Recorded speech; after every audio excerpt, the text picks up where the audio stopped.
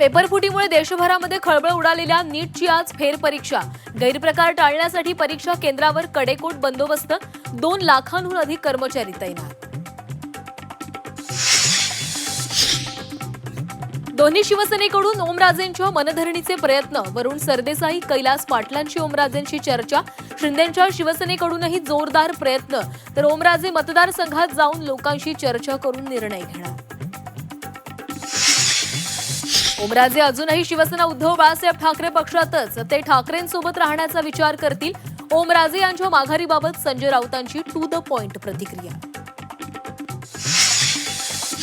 उद्धव ठाकरेंचं मन मोठं, फुटलेले खासदार परत आल्यास स्वागत। आदित्य ठाकरेंची बंडखोरांना साद, तर उद्धव ठाकरे बंडखोर खासदारांच्या मतदारसंघात दौरा करणार। शिवसेना अमित शहा यांची टेस्ट ट्यूब बेबी, शहा आणि शिंदेंच्या सेनेचा डीएनए एकच। राऊतांचा अमित शहांवर टू द पॉइंट प्रहार। राज्य विधिमंडळाचं उद्यापासून पावसाळी अधिवेशन पूर्वसंध्येला सरकारचं चहापान, तर दुपारी विरोधकांची पत्रकार परिषद होणार।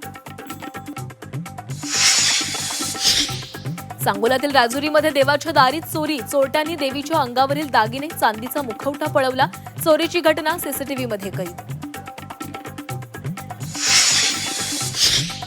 शेगावमधून गजानन महाराजांच्या पालखीचं पंढरपूरसाठी प्रस्थान।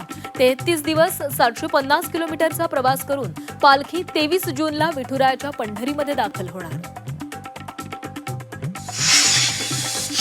मान्सूनची प्रतीक्षा संपणार, मंगळवारपासून मोसमी पाऊस सक्रिय होण्याचा अंदाज। मान्सूनच्या वाटचालीसाठी अनुकूल स्थिती निर्माण होत असल्याची माहिती।